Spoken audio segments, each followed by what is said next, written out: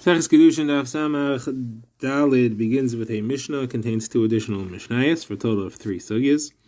First sugya, which begins with our first Mishnah, discusses when a father says that he was Makabel Kiddushin from a man for his daughter, and therefore his daughter is usher to Kohanim, both to marry Kohanim or to eat Truma from Kohanim.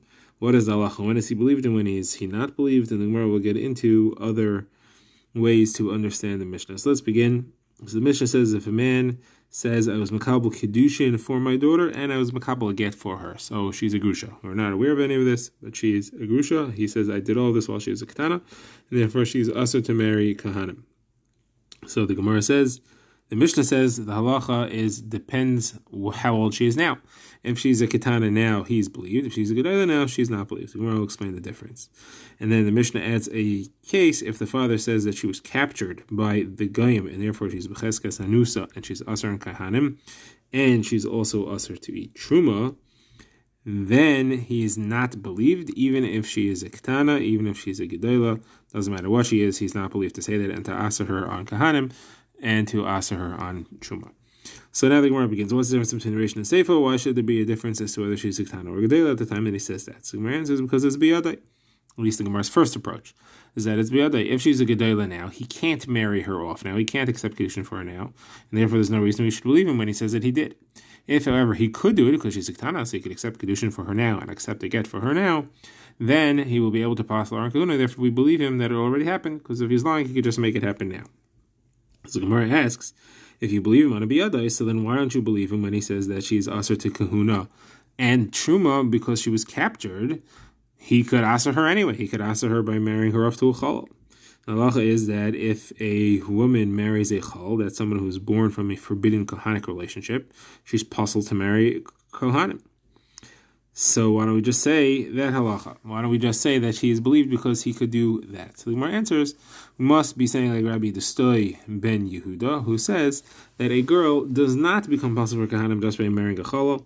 His opinion is what's called B'nai Yisrael mikveh tahar l'chalalim, which means a child of a chalal and a regular bas Yisrael is not a chalal. And the halacha is that anyone who in a marriage does not make chalal children doesn't make the woman into a chalal. And therefore, we are holding here that she does not become a chal, therefore there's no biyadai, and therefore he's not believed, the father is not believed to say that she was captured by the guy. So the Gemara asks, but he can marry her off to a mamzer, and if he marries her off to a mamzer, then she'll become a asar and kuna for sure.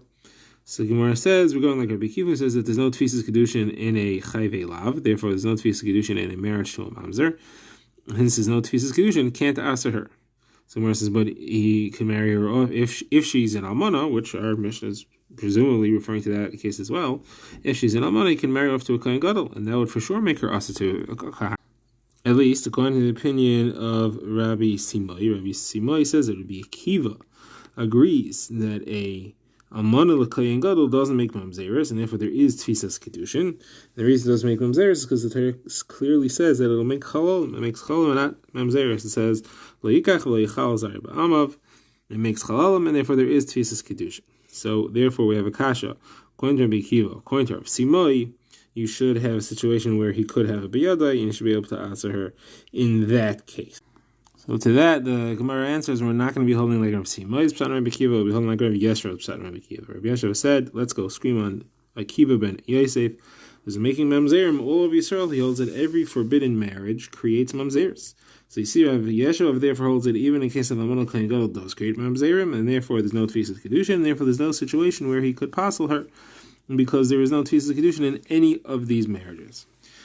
So Gemara says, you want to say like Rabbi Yeshua, fine, but there's a question as to what Rabbi Yeshua holds. If Rabbi Yeshua is saying his own thing, he's not coming to argue on Rabbi Simai, then he's learning Rabbi Akiva in all situations. There is mamzeres and there's no tfisas kedushin. You're right. So then there won't be any situation where there is tfisas kedushin, and therefore there's no biyadai. If, however, he's just arguing on Rabbi Simai, and he's saying even an Amonah l'kohen gadol has no tfisas kedushin, then there is another case that has tfisas kedushin, and that is chayvei asay. If you have someone who's an iser asay, then there will Rabbi Akiva will agree that there is tfisas kedushin, and therefore that should still aser for kahuna. Now, that's the Gemara's kasha, and now the Gemara goes to a whole new understanding of Pshat in the Mishnah. And Rashi says you have to reject this understanding of the Mishnah altogether. How could the reason that the father is believed is because it's biyadai? Who says it's biyadai? First of all, it's biyadai to be makabel Kiddushin for her. Is it biyadai to be makabel a get for her? Who says the husband wants to give the get? Second of all, who says it's biyadai to be makabel Kiddushin for her? Maybe the person that's going to create this isser that you keep discussing doesn't want to marry her, doesn't want to give her Kiddushin. So who says it's biyadai? So it shouldn't be biyadai. So therefore there's a different reason that the father is Naaman.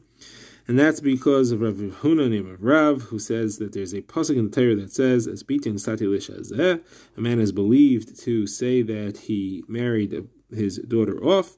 This is special in Naamanus, and that is true for a ketana, not true for a gedayla, and it's also not true for a captive, not true for a shvuya. There's no Naamanus for him to say that she was captured.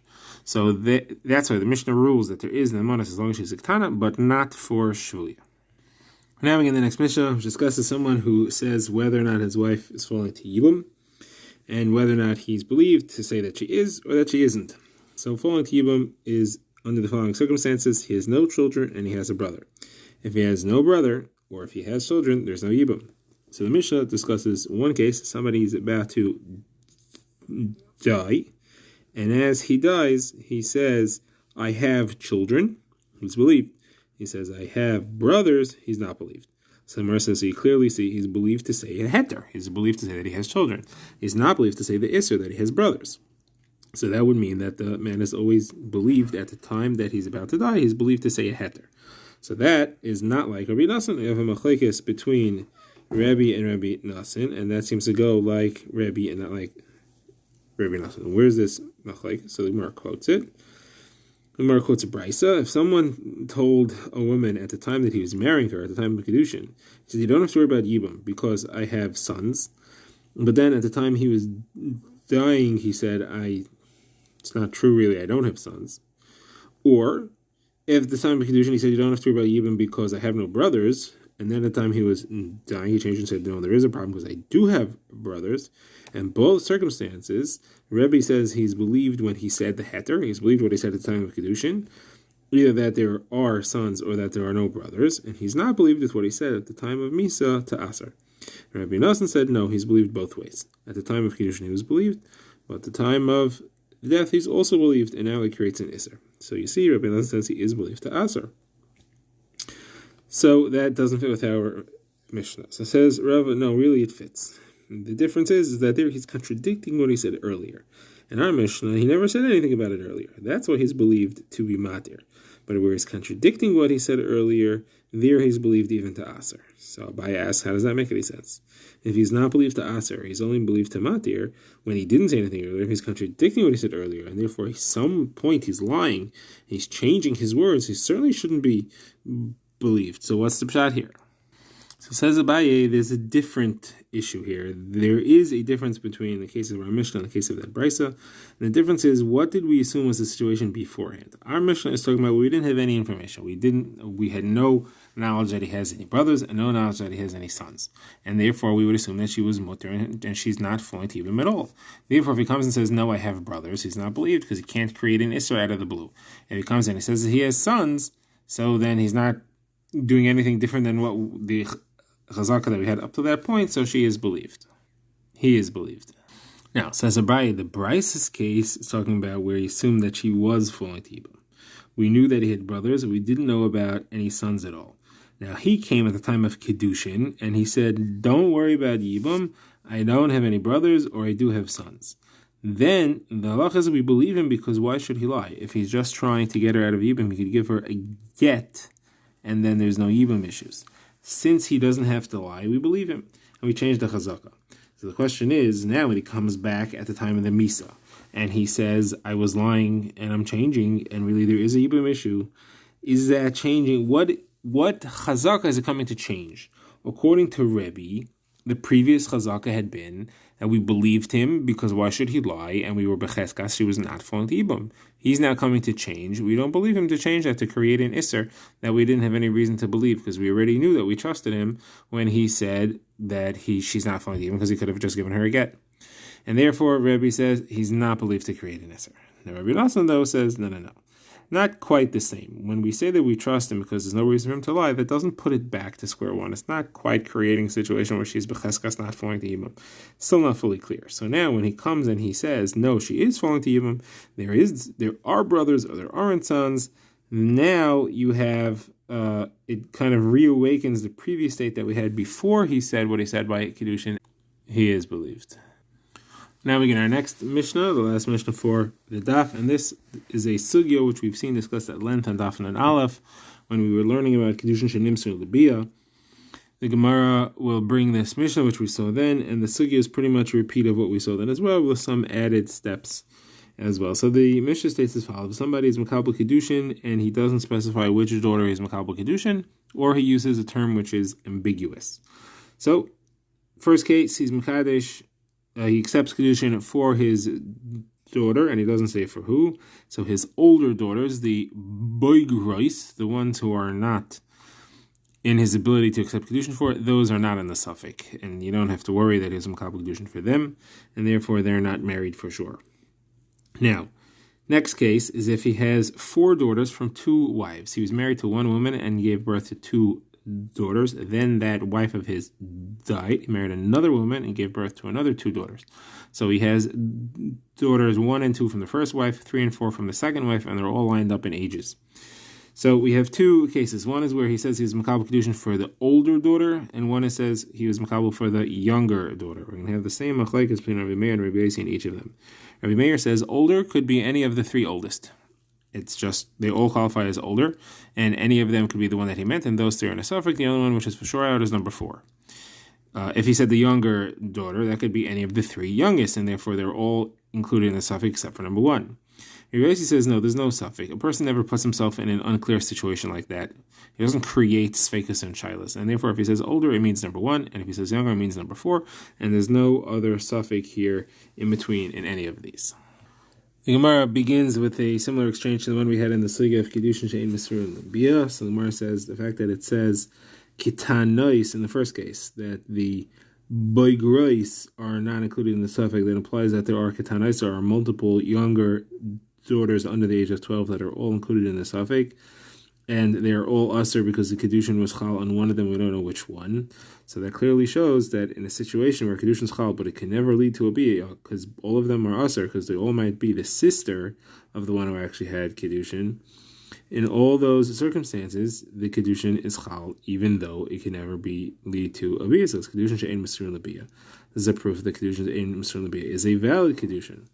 So my answer is no, there's only one Kitana. Someone says, but it says by grace. Well, like we said, that implies that there are multiple older daughters, and if there are multiple older daughters, there should be multiple younger daughters. The Gemara says, no, it doesn't mean that he had multiple older daughters. It means the general concept of older daughters, what we call by grace de alma, those would not be in such a suffix. So the Gemara says, then what would the Chiddush be? What is the Chiddush in saying that a boigeres, who he cannot possibly accept Kiddushin for, is not included in the suffix of the daughters that he was Makabel Kiddushin for? Obviously, he doesn't have the power. Now, if it would be to tell me that the Ketanis are all included, then there is a Chiddush. The Chiddush is Kiddushin She'ein Misur L'Biyah is a good Kiddushin. But if you want to say this, then what's the Chiddush? So my answer is the Chiddush is, we're talking about where actually those boigreis, or the boigeres, made their father a shliach to be Makabel Kiddushin for her, and therefore he does have the right to be Makabel Kiddushin both for his bogeres and for his ketana. So why then do we paskin that we assume he was Makabel Kiddushin for the ketana and not for the bogeres? So the answer is because if he's Makabel Kiddushin for somebody, it's going to be the one that he gets a hana from, because he gets the kesef Kiddushin from the ketana and not from the bogeres. So he says, but what if she made him a shliach in order to be Makabel Kiddushin, and she said that you can keep the kesef Kiddushin? Wouldn't it be referring to that case as well? Somewhere said still, halacha would still be that we assume that it would be the ketana he was Makabel for, because he would do his mitzvah, which is for his ketana daughter, before the bogeres, which is not a mitzvah for him, it's just a shlichus. Next, the Gemara moves on to the machlekes Rabbi Meir and Rabbi Yossi as to which ones are in the suffix. The Gemara says, why do you have to tell me both cases when he said that the Kiddushin is for my older daughter, and when he said the Kiddushin is for my younger daughter, that in both cases the machlokes is the same, whether it means the oldest for sure or the youngest for sure? That's Rabbi Yossi's opinion, or it could be any of the top 3 or any of the younger 3. Someone says you have to say both cases because in the case where he said my younger daughter, it's much more logical that he meant the youngest, because why would he want to apply the name youngest to his younger three? If in the case where he said the older daughter, he's looking for reasons to call his daughters the oldest. So if there's some possible way of saying she's the oldest because there's one daughter that's younger, or two, or maybe even three, so then it makes sense that he would apply the name, he would stretch the term oldest a little bit. But to stretch the term youngest, why would he want to do that? Why would he want to say the youngest? And therefore, the opinion of Rabbi Yossi is more logical in the case of Katana. So if you would only say the case of Gidayla, we wouldn't know that Rabbi... We would not know that Rabbi Meir argues even in the case of Katana, and we would only see the case of Katana. We wouldn't know that Rabbi Yossi argues even in the case of Gedayla. Okay, now the Gemara sums up the Machlekes of Rabbi Meir and Rabbi Yossi, and the Gemara says you seem to find the opposite in a different Machlekes of Meir and Rabbi Yossi, which seems to line up. It matches as far as the issues, but it's the opposite opinions. So here, Rabbi Meir says that a person will use the term even if it's only applied selectively. So we'll use the term Gedayla even if it's not the oldest, it's just older than something. And Rabbi Yossi will say, no, oldest has to mean the oldest. And the same thing for youngest. Now, we find, in a case where somebody makes an Isser Hana until Pesach, a similar concept as to, do you say that the beginning of Pesach or the end of Pesach means the first day or the last day, or can you use any of the days in between? So the case we have is where someone creates an Isser Hana until Pesach, and there are three different ways of expressing himself. If he says ad ha-Pesach, until Pesach, that means until Pesach arrives, everybody agrees as soon as Pesach begins, the Isra is over. If he says ad she Pesach, that means according to everyone, until Pesach is complete, it means until Pesach has ended, not until it begins. Question is, what if he says ad Penei Pesach, which translates to until the face of Pesach or until before Pesach? How do you define that? So Rabbi Meir says it means until Pesach begins, because only the first day of Pesach can be called the beginning, is because that's what has the rest of Pesach after it. Rabbi Yossi says no, any day of Pesach could be called the beginning, because it's the beginning of the remaining days. It's the beginning of whatever days are left. It's before anything that's left afterwards. And therefore, any of the days could be called Ad Penei Pesach. And therefore, until they're all gone, you have to assume that the nether is still in force. So you see the opposite approach as to whether the term Pesach, whether the term Penei has to mean the first one or can mean all of them. And here we have Gedayla, whether it can mean the oldest or it can mean all of them except for the youngest. And again, it's reverse the opinions.